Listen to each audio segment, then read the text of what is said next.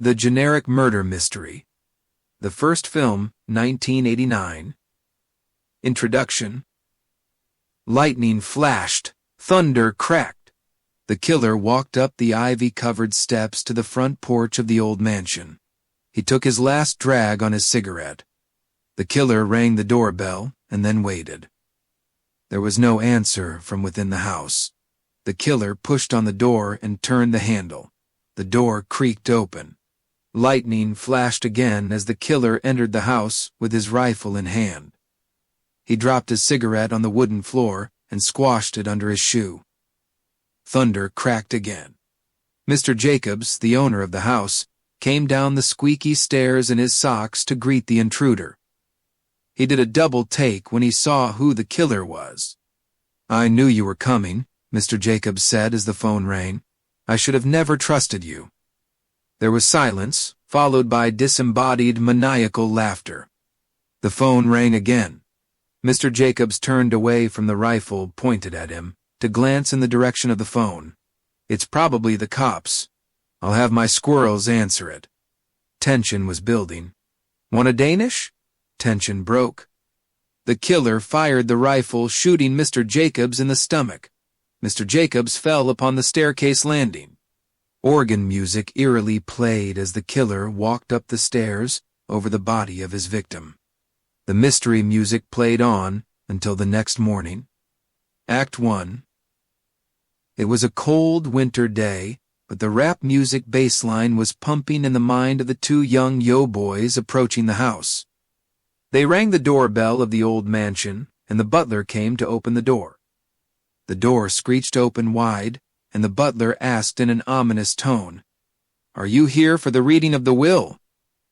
"Yo, we're here for the reading of the will." "Yeah, homeboy," the yo-boys rapped. The butler said, "Come in, have a seat, the rest of," but he was cut off. "I was going to do that." "Yeah." The yo-boys rapped back. The door closed behind them.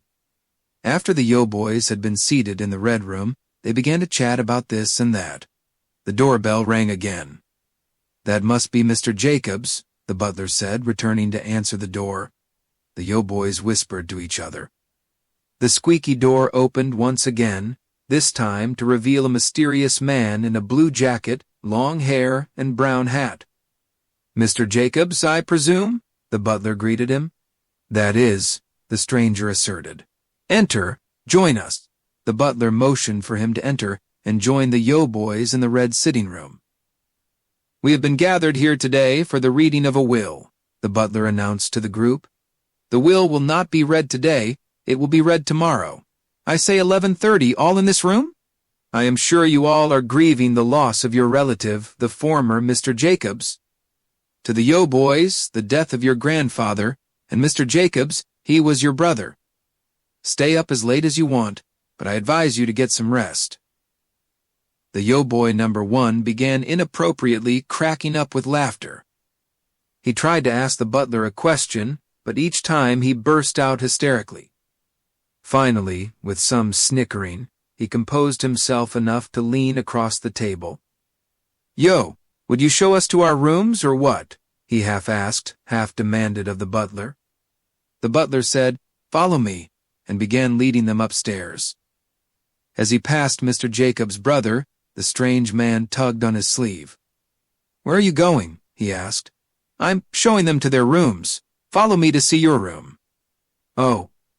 Up 2 flights of stairs they went, old wood creaking under their feet. One by one, in a procession, they explored the vast walls surrounding the stairs. The inside of the old mansion seemed to go on forever. They had never seen a place with so many doors and passages connected to the interior stairwell. As the yo-boys gawked, the strange man known as Mr. Jacobs' brother stopped on a landing to ask more of the butler. "Why am I here again? The reading of the will, weren't you informed?" "Oh, yes," and they continued on up the interior stairs. "Whoa, check it out, a gun!" Yo-boy number 2 shouted, really psyched. "Wow, man, totally gnarly. No way! Check it out!" At the top of the stairs, on the 3rd floor, A set of French doors opened into the first bedroom. Here we are at last. Mr. Jacobs, this will be your sleeping quarters during your stay. Okay, I can handle this. Please take some time for yourself to recover from your long journey here, and do not worry about making the bed, as the bed will be made by the maid. Just ring this little bell if you need anything. The butler proceeded down the narrow hall to the next set of French doors. He opened the glass-paneled doors for the yo-boys. This will be your sleeping quarters for the remainder of your stay here. You will have the same respect as any other guest in this household, even if you are, shall we say, somewhat homosexual. Whoa, a ceiling fan? Yo-boy number 1 said. Hey, man, is this like the whole town out here on the balcony? The butler turned to leave. I would be careful out there. I honestly would. Closing the doors behind him, the butler crossed back along the catwalk hallway to the room of Mr. Jacobs' brother, who had accidentally rung the small service bell. Yes? The butler asked. What? You rang the bell, sir. No, I don't believe so. Yes, you did, sir. They stared at each other. I would like a pillow. Very good, sir. Then the butler simply turned and exited back down the stairs. Slowly, Mr. Jacobs' brother pulled a handgun from his jacket and set it down on the bed. As a detective, he never went anywhere without his trusty gun. Then he pulled out a bulky tape recorder and began speaking into it. I'm in the house. They do not know of my mission as of yet. People here are strange. They won't tell me anything. He's coming. The butler returned up the stairs with a pillow in his arms. As he entered the room, the detective hid the tape recorder and gun under the sheets. The butler stared at him. The detective simply lay there on the bed, as though too relaxed to answer. A pillow, sir? No thanks, I'm fine. As the butler turned to leave, the detective wiped sweat from his brow. The suspense had been palpable. The doors to the yo-boy's room squeaked open again. He placed the pillow he had brought up upon the sofa. I have brought you an extra pillow. Someone may sleep on the couch, unless, of course, you are somewhat homosexual. Dinner will be at 6 o'clock downstairs. Thanks, yo. Yo, you got a plunger? Yes, check the bathroom downstairs. I will take you there. The detective rang the servant's bell again, as the butler led the yo-boys past his door. They all looked at the detective, who was busy looking around the room. The three continued downstairs. Hours seemed to pass, as the detective continued investigating the room he was in. Then he used his tape recorder again. The people here are strange. Well, the detective studied at his watch. Oh my gosh, it's 6 o'clock. Time for dinner.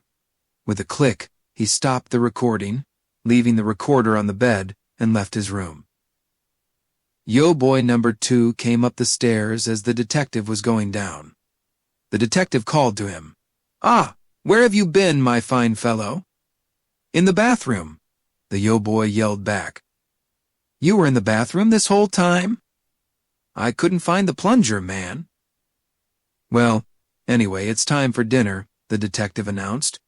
That's cool, yo idiot. It's time for dinner, number 2 called to number 1. End of Act 1. Encyclopedia Interlude.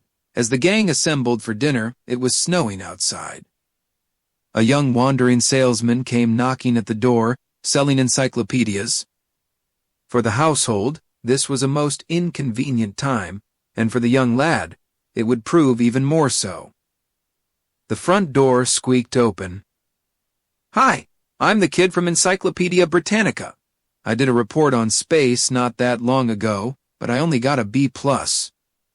The killer asked, why not an A, as he pointed the rifle at him. Overkill, the Britannica kid said as the rifle shot him at close range at the close of his sentence. End of commercial sponsorship. Continued in Act 2 of the GMM Film 1. When we get another commercial sponsor.